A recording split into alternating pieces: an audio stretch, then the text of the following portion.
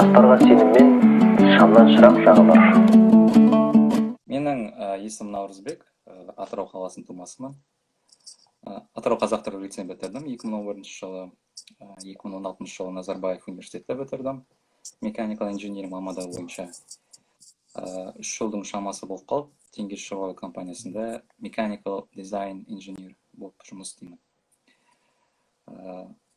Бір сөйлем айтқанда, менің жұмысым қазіргі заводтың дұрыстап жұмыс жасап тұруына бүкіл инженеринг саппорт, то есть инженерлік көмек беру. Заводтың тұрып қалмауына барынша көмектесу менің жұмысым осылай. Абзал? Есім Абзал болады. 2001 жылы мектеп бітірдім. Одан кейін 5 жылдай Анкара қаласында ОТТУ мұнай саласында 5 жылдай оқыдым. Middle East дейді, Ортадоу дейді, енді білетіндер білер мұнай саласында. Одан кейін 1 жылдай неде оқыдым. Қайтадан Қазақстаннан келдім 2006 жылы. 1 жылдай жұмыс істедім. Полевой инженер болдым. Сосын қайтадан магистратура кеттім. Францияда оқыдым. Ресеймен қоса Губкинада оқыдым, IFP-де оқыдым.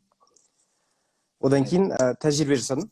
Total деген французский компанияда, сол Париждің өзінде. 2009 жылы қайтып келдім Қазақстанға.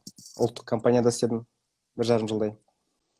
Одан кейін қазір шетел компаниясында істеп жатырмын, соңғы 10 жылдай. Оған қоса докторантураны бастадым 2018-ден бері. Докторантураның тақырыбы Қазақстандағы жаңағы голландский болезнь дейді ғой. Голландиялық ауру. Бар ма, жоқ па, оның плюсы мен минусы, оны қалай кетіруге болады деген сияқты. Ресурсное проклятие деген және тақырып бар академияда. Біздің мұнай қорымыз ол байлық па, әлде бізді тұрақсыздыққа алып келе ма деген секілді.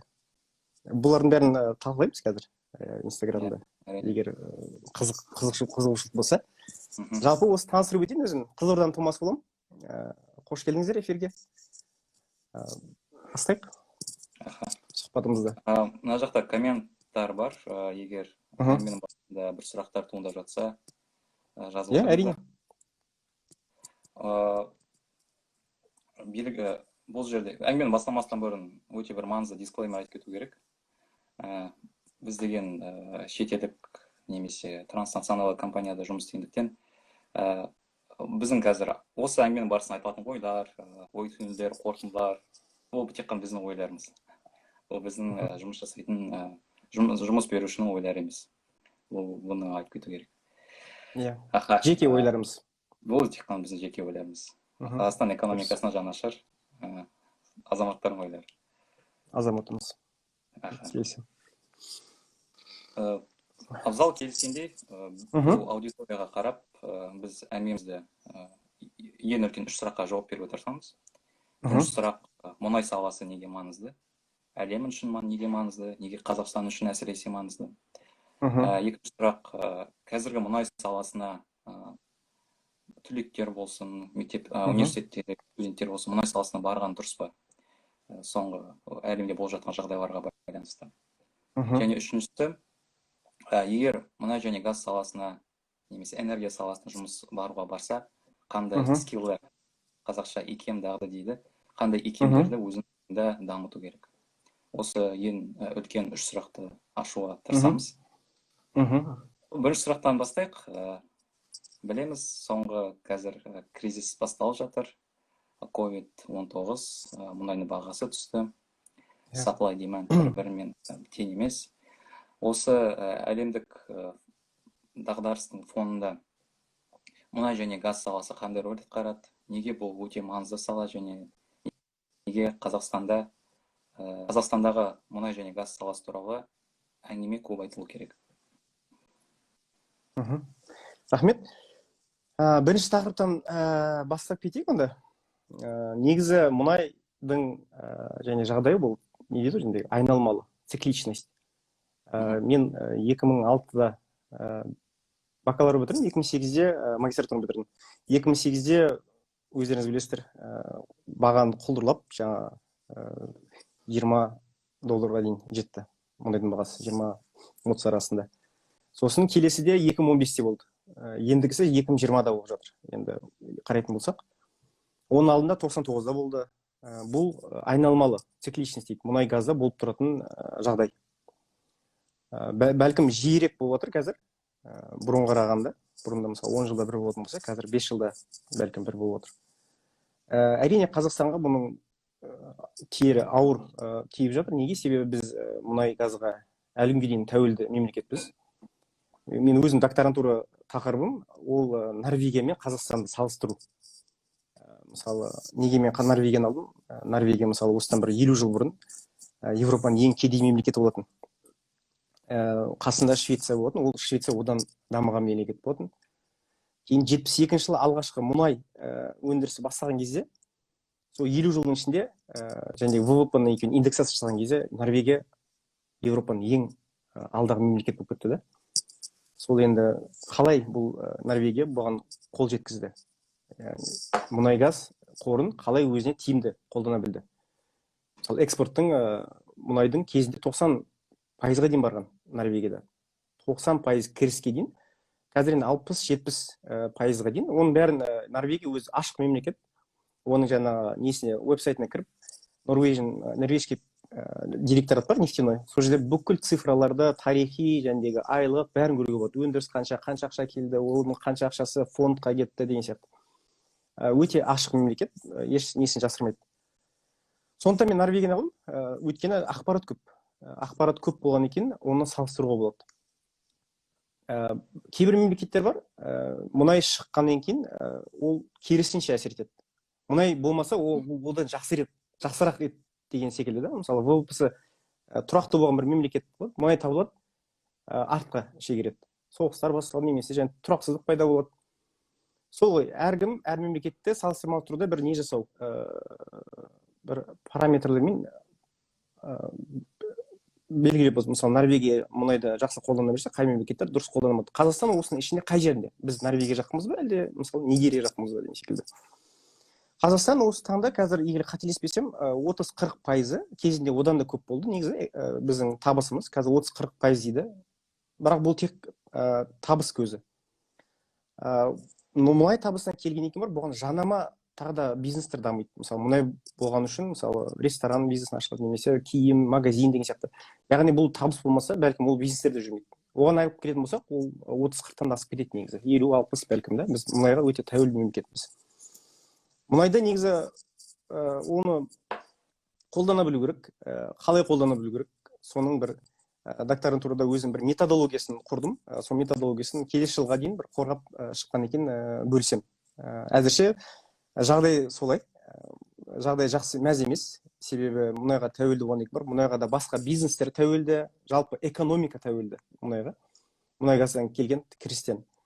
Енді белгілі дүние жүзіндегі ұйымдар бар, қазіргі мемлекет арасы, мемлекет ұйымдары, ОПЕК жаңағы, немесе жәндегі ақш-тың энергетикалық министрі, немесе жаңағы жеке консалтинг компаниялар деген сияқты. Олардың болжам бойынша, осы жылдың соңына дейін жобамен мұнай бағасы $30-40 болады дейді. Әрине біздің үшін $30-40 деген жеткіліксіз, себебі біз алдын ала бюджетімізді 50-60 есептедік. Қазір енді түсірді дейді, бірақ түсірген үшін оның зардабын әрине шегеміз. Келесі жылдан бастап 40-50-ге арасы көтеріледі дейді. Келесі жылдан бұрын ондай болжам жоқ. 2022-ден бастап 50-ден жоғары дейді. Сондықтан әр кезеңге дайындалу керек. Мұнай бағасы түскен кезде ең бірінші әрине қысқартулар басталады. Бірінші инвестицияны қысқартады үлкен компаниялар жаңағы. Одан адамдарды қысқартуға барады, егер жалғаса берсе. Одан әрі кетсе, ең көп бұдан зардап шекетін нефтесервис мұнай сервис бизнесі. Мен өзім жаңағы телеграм каналым бар, Oil and Gas Analytics деген. Сода өзім болжам бойынша бір 4 компания алдым, өзі нефте мұнай сервисінде өздеріңіз білетіндей. Солардың адам санына қарасам, мұнай бағасы көтерілсе, адам саны соған жаңағы салыстырмалы түрде көтеріледі, түссе, соған қарай салыстырмалы түрде түседі екен.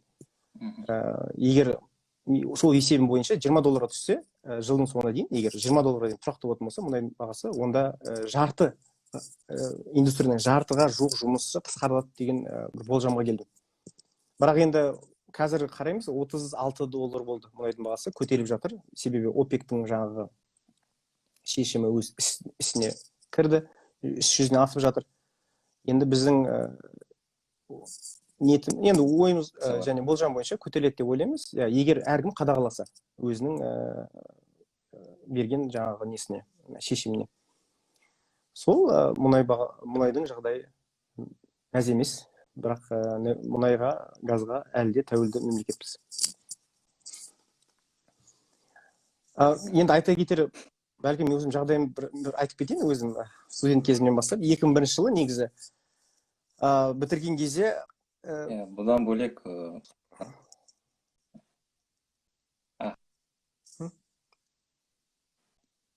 біреу 2001 жылы бітірген жылы ол кезде IT индустриясы секілді болды, мұнай-газ саласы. Бәрі және мұнай-газға кетуге ынталанды, себебі айлығы көп, шетел компаниясында жұмыс істейсің деген секілді. Онда біз мамандықты былай таңдаған жоқпыз. Қай мамандықта жұмыс бар, қай мамандықта ақша бар, біз соған қарай жүгірдік, шыны керек. Қазіргі жастарда бәлкім несі көп, қалау көп, бәлкім біреу IT-ге кетеді, басқа салаға кетеді. Ол кезде шыны керек, көбінесе жәндегі жұмыс табу несі болды. Шетелге шығып оқу приоритет, жәндегі критерий ретінде болды. Сон 2001 жылы тапсырған жылы грант жеңіп, сон мұнай саласында оқып қайттым. Келген екім бар, мұнай не деген кезде, сол полигон жерден біріншіден көрдік қой. Кәдімгі айдалада, жәндегі -40 градуста дегендей қызық алаң. Қазіргі жастарда ондай емес деп ойлаймын. Қазір жастар алдын ала есептейді, алдын ала ойланады. Сол үшін жастарда қазір талғам көбірек деп ойлаймын. Екінші сұраққа өтейік пе? Екінші сұрақ, мұнай саласының қазір жастарға айтарым. Енді біз ондай не емеспіз, енді педагог емеспіз, жастарға олай жақсы жол беретіндей. Бірақ өз тәжірибемнен қарайтын болсақ, қазіргі жастарға ол бірнеше салада өзін дамытқан дұрыс деп ойлаймын. Кезінде мысалы классика дейді, жәндегі дәстүрлі түрде адам оқуын бітіреді, одан кейін барып университетті оқиды, университеттен кейін бір салада 30-40 жыл жұмыс істейді, сосын пенсияға шығады. Қазіргі жастарда ол жетпейді. Жетпейді, себебі қазір жастар университеттің мектептен бастап жәндегі түрлі жобалар қатысады. Университетте стартап болады, стартап жәндегі нелер жобалар қатысады. Өзін жан-жақты дамытады.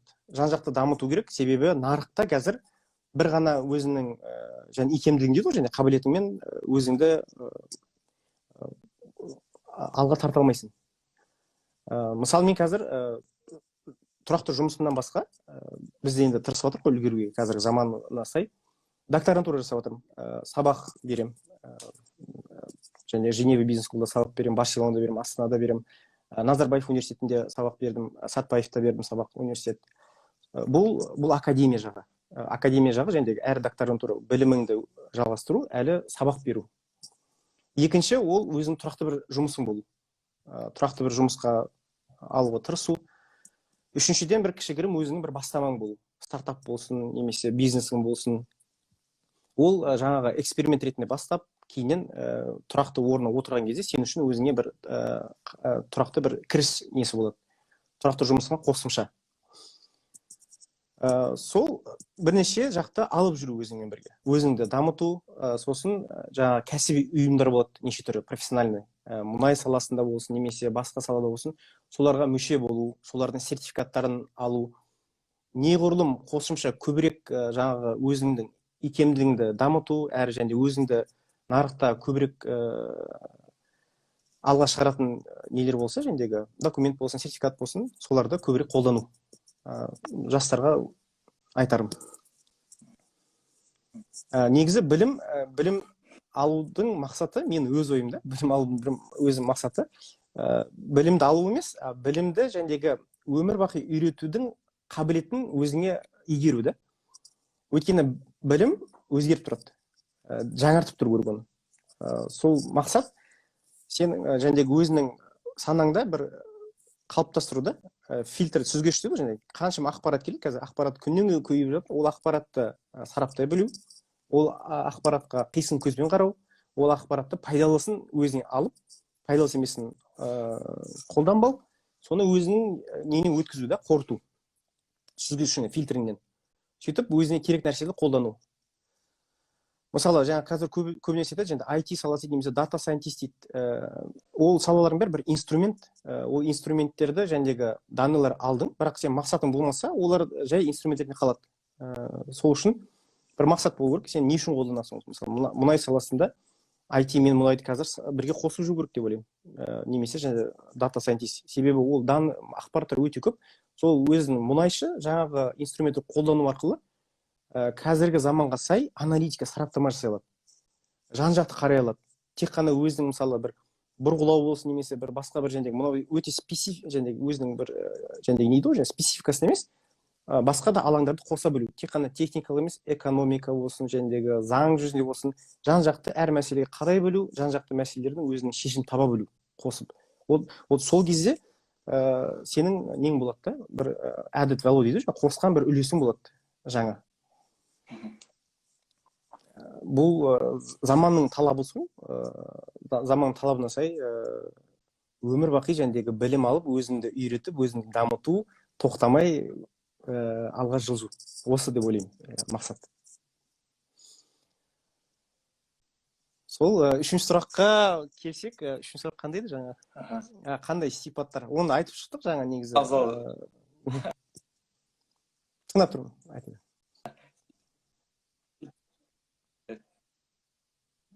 Естілмей жатыр.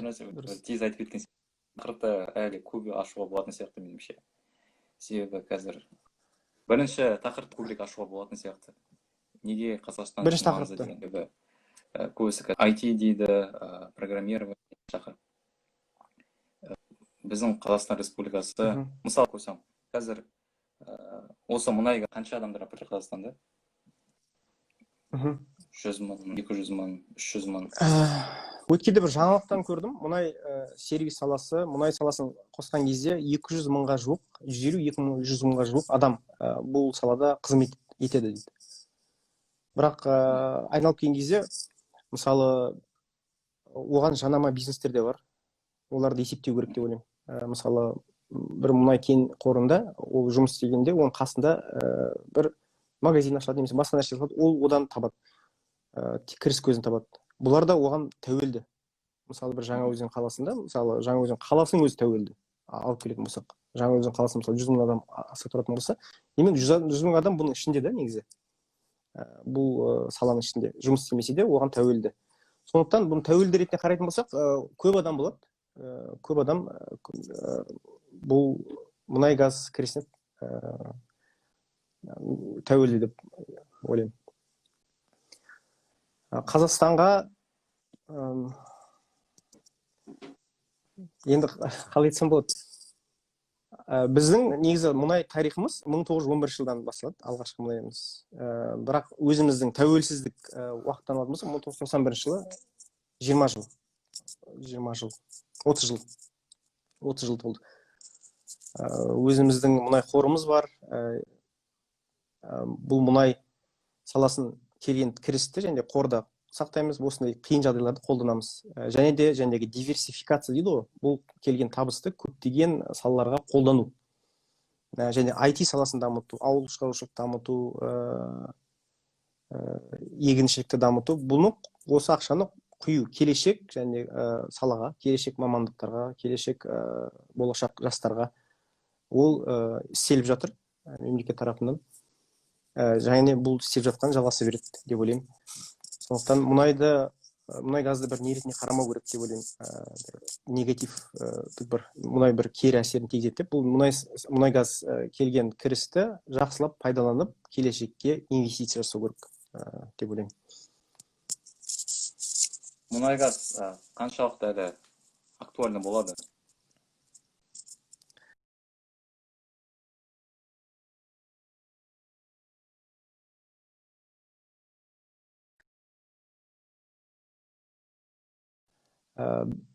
Төрт-бес болжам жасайтын ұйымдардың, компаниялардың есебін алдым, болжамын алдым. Оларға жаңағы нені қойдым. Әр энергияның пайызы. Мысалы, 1900 жылдан бастап көмір 90% болған екен 1900 жылы. Одан төмен түседі. Сөйтіп 1953 жылдан бастап мұнай өзін алға тартады.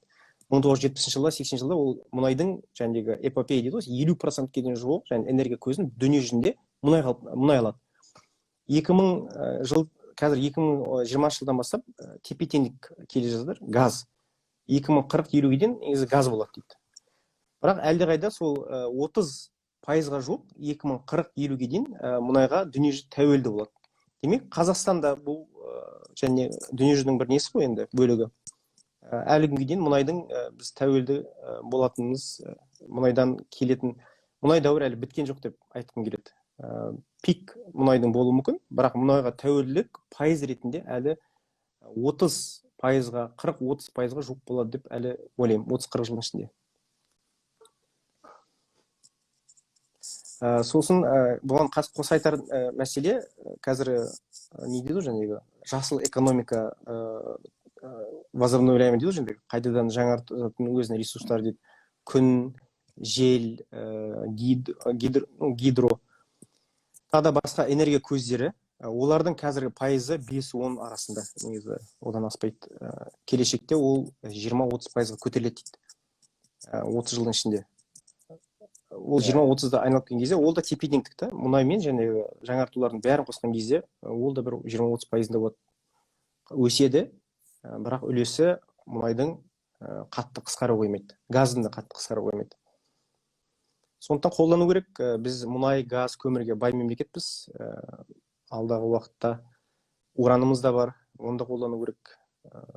Біздің Норвегиядан бір айырмашылығымыз, Норвегияда тек қана мұнай газға болса, балық аулаумен бірге, бізде тек қана мұнай газ емес, көмір, уран, тағы да басқа егіншілігіміз бар, ауыл шаруашылығы, басқа да көптеген кіріс табыстар бар. Сондықтан халқымыз көп Норвегияға салыстырғанда, бірақ одан басқа біздің өзіміздің де плюстарымыз көп.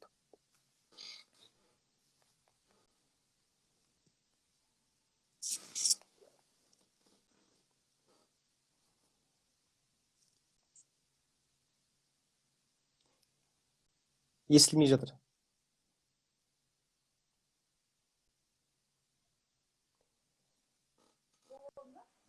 Естілмей жатыр. Қалай естілмей? Аха. Түсінікті. Енді естіліп жатыр, енді естіліп жатыр. Мұнай газ саласына қазір оқыған дұрыс па? Қазір кризиспен. Мұнай саласында оқыған дұрыс па? Мұнай және газ саласына қазір оқыған дұрыс па? Мысалы, drilling and completion engineer, reservoir engineer. Мен Сәтбаев университетімен бір жобада қатысып жатырмын қазір әлі күнге дейін. Естіліп жатыр ма? Сондағы жаңағы естіліп жатыр. Мен естіліп жатырмын ба? Аха. Сонда қазіргі студенттер мұнай және газ саласына барып жұмыс істегені мұнай газ саласында оқыған дұрыс па, жұмыс істегені дұрыс па? Қандай мамандықтар таңдаған дұрыс? Себебі мұнай газ саласын, қазір біз кішігірім бір анкета жасалды. Инженер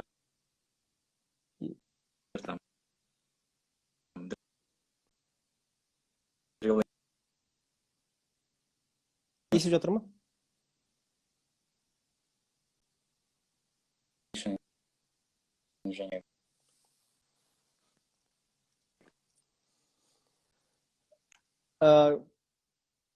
Біз жуырда бір анкета жасалды. Мұнай газ саласында бітірген студенттердің қанша пайызы сол мұнай газ саласында жұмыс істеп жатыр деген. Сол анкета қараған кезде, сауалнама қараған кезде 90%-ға жуығы мұнайды бітіріп, ол мұнай саласында жұмыс істемейді екен. Демек, 90% артық, 10 есе, 10 адамның біреу ғана өз саласында жұмыс істеп жатыр. демек 9 адамға керек емес бұл мұнай саласы. Мұнай саласы негізі бұны мемлекет тарапынан бір сауалнама жасау керек деп ойлаймын. Соңғы 5 жылда қанша оқушы мұнай саласына грант бөлінді, олар оқып шықты, және олардың қаншасы жұмысқа өз саласына орналасты. Егер бұл айтқандай көп болатын болса, жұмыс басқа салаға кеткен, демек бұл саланың грантын азайту керек деп ойлаймын. Азайту керек, басқа салаларға көбірек көңіл бөлу керек. Демек басқа салаларда талап көп. Мұнай саласына талап аз. Және менің өз ойым, мұнай саласында қазір плато дейді ғой, жәндегі өз шегінде. Енді бұрынғыдай жәндегі өсу емес, қазіргі таңда мұнай саласында жаңағы өзін тұрақты ұстап қалу. Тұрақты ұстап қалады деген мәселе адам жаңа алмайды деген сөз. Жаңа адам алмайды, тек адамдар кетсе өз еркін кетеді, немесе адамдар пенсияға шығып кетеді. Талап көп емес. Сондықтан таңдаған кезде мұнай газ саласын алдын ала өте жәндегі, нейді ғой жәндегі, бәсеке алаңы да, конкуренция көп. Сондықтан алдын ала оны білген дұрыс. Егер мұнай газ саласына баратын болсаңыз, жақсы оқуда оқыған дұрыс, жақсы тәжірибе алған дұрыс, қатарлас, жақсы бір компания кіруге тырысу керек.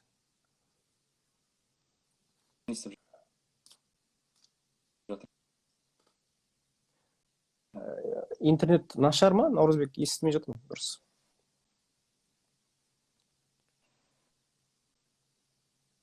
Айта берейін ба? Мен мына жерде бір комментарий көріп қалдым. Жарайды, айта берейін.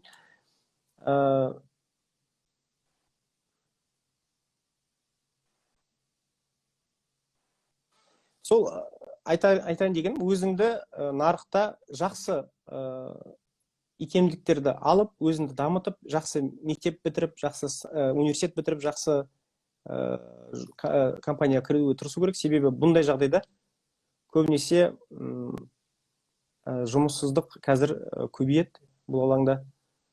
Нарықта өзіңнің табу қиын болады. Жаңа айтып өткен бір мәселе де өзіңді дамыта беру басқа алаңдарда, қосымша, қатарлас. Оқуыңды жалғастыру, басқа алаңды бәлкім білім алу, басқа да ұйымдардан сертификатын алу, жәндегі ACC деген бар жаңағы. Мысалы мен мұнай қоры есептеу жағынан Society of Petroleum Evaluations Engineer деген бар, дүниежүзінде өзі бір ғана глобальный және ұйым. Содан Қазақстан бойынша ұйымнан сертификат алып алдым. Негізі 80% Америка, Канададан болады, негізі 100% көбінесе Европа, соның бәрі сол жақтан. Бірақ Қазақстаннан, Орта Азиядан бір сертификат алдым. Бұл бір айырмашылық саған береді. Бұл сертификат арқылы сен тек Қазақстанда емес, бүкіл дүние жүзінде жұмыс істесең болады. Мұнай газ саласына барған кезде тек Қазақстан емес, бүкіл дүние жүзін өзің неде алу керек, жәндегі нарықты алу керек. Себебі бұл жаңа глобализация дейді ғой, жаһандық, ол жүре береді. Өзіңді нарықта таба білу үшін жаһандық және икемдіктер, жаһандық білім алу керек. Өзіңді нарықта сата білуді, өзіңді көрсете білу. Ол қалай болады? Ол жаңағы қосымша өзіне артықшылықтарың болу керек. Сол кезде сені адамдар тартады. Бұрынғыдай, мысалы біздің кезімізде, мен өзі кезімде бізді жаппай ала береді. Мұнай бітірдің ба, дефицит болатын, адам жетпейтін. Жастар жаңағы бітірді, бітпей жатып, компаниялар келеді, университеттен жәндегі бітіретін ең жақсы студенттерді алып алады. Ең жақсыды қоя берейік, бәрін алады негізі. Қазір ондай емес, қазір студенттер өздері іздейді жұмысты. Бітірмей жатып өздері іздейді, өздері талпынады, CV-лерін жібереді. Сосын көптеген мен таныстарым бар, өздері келеді, студенттер алдын ала ақылдасу үшін. Мұнай саласы бағым келмейді дейді. Студенттердің, жастардың өздері бұл алаңды қаламайтын алаңдар өздері бар арасында.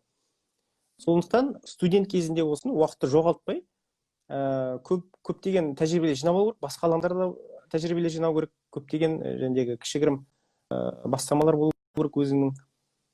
IT болсын жәндегі, немесе басқа да салаларда әркімнің өзінің қабілетін икемдігіне қарай, біреу жәндегі интеллектуальный бірінен жақсы көреді, біреу спорт жағын жақсы көру, біреу икемділігі жәндегі өнер саласын жақсы көру мүмкін.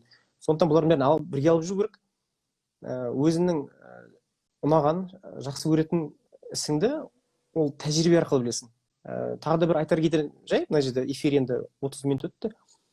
Өз ойым, жастар бітірмей жатып, мына жерде бір сұрақ қойған екен, қазір жауап беремін оған да. Бітірмей жатып психология тесттерін өтсе, ақшасы шамасы жетсе психологқа барып өзін жақсы танып алу керек деп ойлаймын да. Себебі әркімнің өзінің қалауы, ол өзін тану арқылы біледі. Өзіңді жақсы білсең, сен қандай жұмысқа сені бақыт қалып келеді, сен өзін ұнатасың, әрі оған икемдігің болады. Ол өзін тану арқылы болады.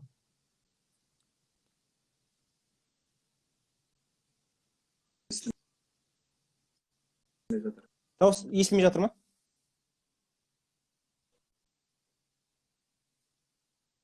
Дауыс естілмей жатыр ма? Үзіліп. Қазір Үзіліп келіп жатыр ма? естілді. Мына жерде бір сұрақ қойыпты, соны бір өзгеше бір тақырыпты қосып жіберейік. Сланцевый дейді, жаңа сланцевый, қазақша саз, балшық, мұнай газы дейді. Бұл Америкадағы 2008-ден басталған бір бум. 2008-ден бастап Телеграм каналында да мен бір кішігірім несін жасадым, сараптамасын жасадым.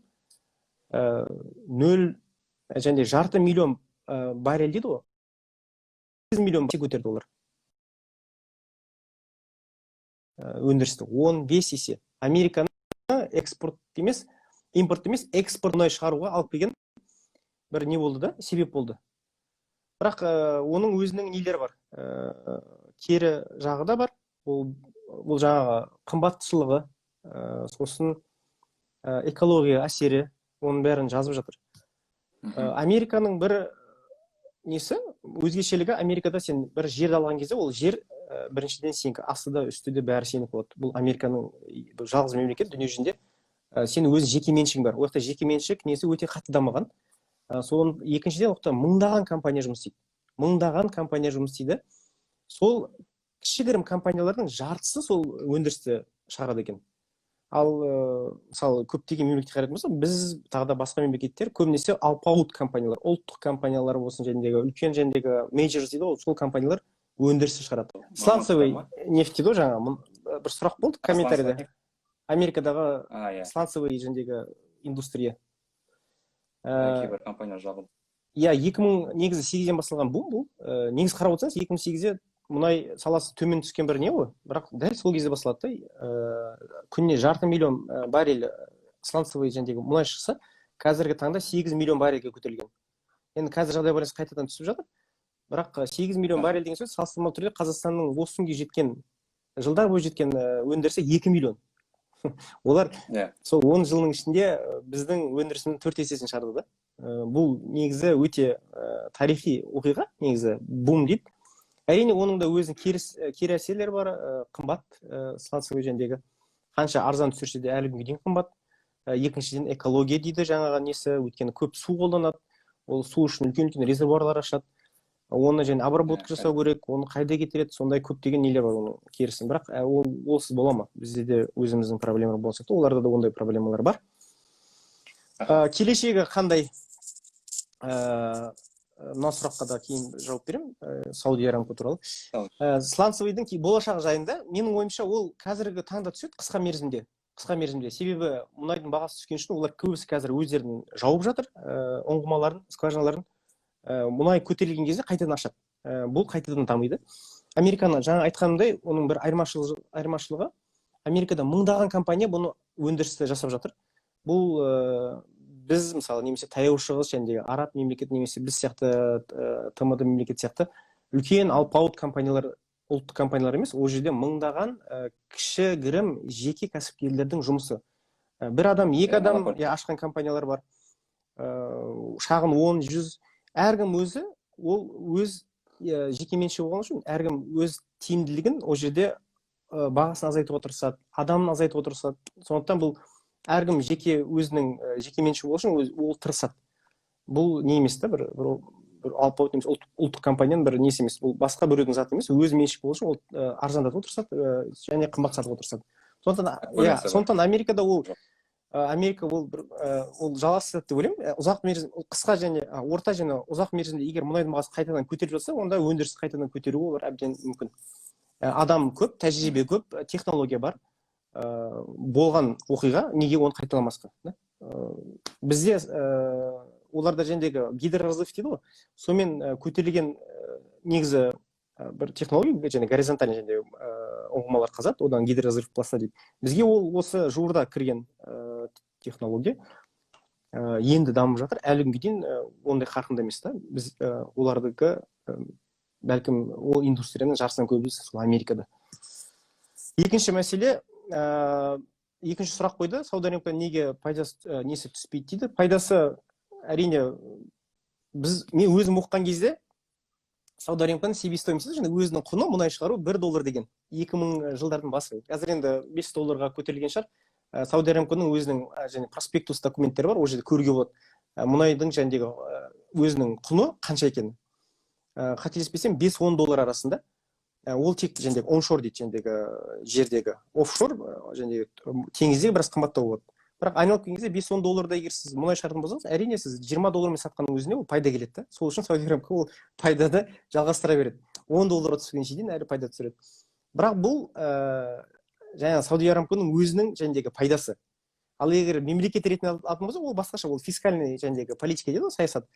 Мемлекеттің бюджеті өзінің әр мемлекеттің өзінің бюджеті болады. Мұнайдың бағасы осындай дейді, осы біз табыс көруіміз керек, себебі бюджет арқылы көптеген қоғамдық жәндегі социальный жәндегі жобалар болады өзінің. Соған арнаған табыс кірісінен соны жұмсауға дайындалады. Егер ол табыс көрісі келмесе, дефицит болады. Дефицит болған үшін кейбір мемлекеттер девальвация жасайды, кейбір мемлекеттер басқаша және фонд және қордан қолданады. Сол Сауд Арабиясы, Ресей, Қазақстан болсын, олар әрине мемлекет ретінде одан қанша компания, жеке компания пайда көрсе де, мемлекет одан зиянын көреді, мұнай бағасы түскен кезде. Басқа да сұрақтар болды, мен сұрақтарды өте салдым. Сұрақ дегенде, скиллдарды бір тағы да айтып кетейік. Міне қандай скиллдар қазір? Біз айттық жаңа. Басқа өзі мамандығына бөлек тағы да бір нәрселерді алып жүру деген секілді. Data science дедік. Data science болмаса да қазір бізде мұнай және газ индустрия компанияларында digital transformation жүріп жатыр. Осы digital transformation жөнінде бір-екі сөйлем. Одан бөлек кәдімгі нақты қандай навыктар керек. Мысалы коммуникация болсын. Обычный Microsoft Excel менің ол жұмыста самый лучший друг қаншалықты маңызды екен. Және одан бөлек мамандыққа қатысты программалар, софт. Неге мән беру керек? То есть университеттегі берілетін сабақта дисциплиналардың бөлек, мысалы fluid mechanics, heat transfer. Одан да бөлек қандай, егер мұнай және газ саласында жұмыс істегенде қандай навыктарды, программаларды үйренеді. Икемдіктерді. Резервуар инженеринг жағынан айтайық бірінші. Резервуар инженеринг. Мен өзім салам ғой резервуар инженеринг. Резервуар инженеринг енді техника саласына кететін болсаң, ол кете беруге болады. Ол әркімнің өзінің икемділігіне байланысты. Біреу бар, жаңағы нені жақсы көреді, сондай есептеуді, модель жасағанды, әркімнің икемділігіне қарайды. Біреу бар, оны ол жәндегі біраз поверхность дейді ғой, жәндегі олар оны сатқанды жақсы көреді мысалы. Ол сату үшін және soft skillдер керек болады, жұмсақ және икемділік дейді ғой. Жәндегі адамдармен сөйлесе білу, адамдармен ақылдаса білу, жәндегі өз продуктын сата білу. Негізі менің өз ойым, оны бәрін бірге алып жүрген дұрыс. Әрі жақсы техникалық салаң жақсы біл, әрі өзің жәндегі университетте бермейтін, бірақ неше түрлі ұйымдарға қатысу арқылы ол икемдіктерді дамытуға болады. Лидерлік қасиеттеріңді дамытуға болады. Communication дейді, жәндегі араласу, қарым-қатынаста болу, оны дамытуға болады. Negotiation дейді, жәндегі адамдармен жәндегі сөз таба білу, келісе білу, келісім сөз жүргізе білу дейді. Менеджмент. Осы көптеген жәндегі икемдіктерді бірге алып жүру керек деп ойлаймын. Сол кезде сен жан-жақты дамисың. Сосын жаңағы нелерді сертификаттарды көбірек алған дұрыс деп ойлаймын. Яғни бұны айту оңай да, менде мысалы техникалық мынау икемдіктерім бар, және осы soft skillдерім бар деп айту бір, оны сертификат арқылы көрсету екі да. Компанияларға жүздеген мыңдаған және CV келеді, жазады. Ал оны сен қалай дәлелдейсің? Ол сертификат арқылы да. Бір қағаз керек болады, немесе бір жобада қатысқан керек болады. Сен интернетте шыққан болуың керек, немесе бір мақалаңды жариялаған болуың керек. Соны бір неге қоюда, жәндегі нүктесін бір жерге қойып, осы деп кейін көрсете білу. бір неге жаза білу, есте сақтай білу. Сертификат көбірек көп болмаса да, ең азынан бір екеуі болған дұрыс та. Қарау керек адамда нарықта мысалы LinkedIn дейді ғой, кіресіздер LinkedIn-де әр адамның өзінің несін сатады, менде осы қасиеттер бар, сол қасиеттерді бір шығару керек. Соның өзінің ала алатын ең жақын деген нелерді алу керек та, сертификаттары болсын, икемділіктерді өзін дамытып алу керек деп ойлаймын. Data scientist дейді, data scientist қазір big data дейді, олар хайп болып кетті ғой қазір негізі. Негізі ол тарих бойынша әрқашанда болған да, бір резервуар инженер үшін big data ол болған әрқашан. Қазір big data деген сөз ол бәлкім ол ақпараттың одан сайын көбеюі да. Жарайды, ақпарат көбейді, бірақ оны процесс жасайды және оны игере алатын технология да дамып жатыр да. Сондықтан бұл әрқашанда болған. Оның терминология ретінде қазір big data дейді, machine learning дейді, алгоритм дейді, олар болған, оны қолданып жатыр. Үйрену керек, әрине. Заманның талабына сай терминдерді қолдану керек. Келсем, big datаны жазу керек болса, жаз. Себебі сен айналысып жатқан жұмысың технически соған сай. Machine learning ба, алгоритмдер үйреніп ал. Random range forest дейді, немесе көбдесе неше түрлі алгоритмдер бар. Соларды үйреніп ал, жаз. Керек болса сертификатын ал, қой сертификатында осы нелерім бар деп. Сол менің өз ойым.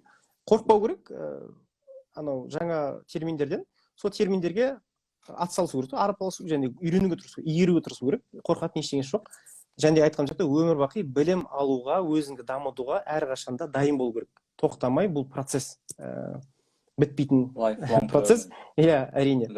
Джек Ма айтады ғой, мен дейді 20-30 жыл арасында, 20-30 жыл арасында тәжірибе жинауға тырысу керек дейді да. Жас кезінде максимально дейді. Әр нәрсені эксперимент жасау керек, тәжірибе жасау керек, көру керек, қайтадан көтеріліп, қайтадан жүгіру керек, құлау керек, сүріну керек. 30-дан бастап сен құлап сүрінуге нең аз болады да, мүмкіншілігің. Ол кезден бастап сол 20-30 жыл арасында жинаған тәжірибеңді саған қызмет ету керек. Сен сол тәжірибеңді сата білуің керек 30-дан бастап. Сол алған тәжірибелерің арқылы жұмысыңды жалғастыру керек. Бизнес болсын, жұмыс болсын, немесе консалтинг болсын, трейнинг болсын, бүкіл салада соны сату керек. 40 жасқа дейін, 40 жастан бастап сенің өзің тұлға боласың. 40 жастан бастап сол алған тәжірибең, шыққан атың саған қызмет ету керек. Сені шақырады басқа жерлерге, Джек Ма сияқты конференцияларға қатысады, сенің ой пікіріңді тыңдайды адамдар. Сараптамаларға қатысасың дегендей. Бұл кезде сені адамдар шақырады. Сен осы күнге дейін 40 жасқа дейін мысалы жобамен ғой, енді 40 дәл 40 дегенде емес, жобамен айтқаным. 40-қа дейін өзіңді сол толтырсаң, 40-тан бастап саған қызмет етеді. 50-60-тан бастап мемуар жазсаң болады, қаласаң деп ойлаймын. Сол жан-жақты дамыту керек, академияны, индустрияны бірге алып жүру керек. Ешқашан мынау білім жетеді деп ойламау керек. Докторантураны қазіргі күнде full time жасаудың маңызды емес. Кезінде full time деген дәстүрлі ғой, докторантура 3-4 жылға кетіп қалады, сонымен индустрияны қалып кететін. Қазір онлайн деген басталды, немесе қатар алып жүресің өзіңді. Әрқашанда әрі тәжірибені, әрі білімді бірге алып жүру, теория мен практиканы. Сол кезде жан-жақты боласың. Әрі мақала жазасың, әрі жұмыс істейсің. Жұмысыңдағы кейбір жаңа трендтерді академиядан білесің, оны практикада қолданасың. Солай соны қолданғанда мақала ретінде қайтадан өзіңді сатасың, неңді, жұмыстарыңды. Жастарға сеніммен шамнан шырақ жағы бар.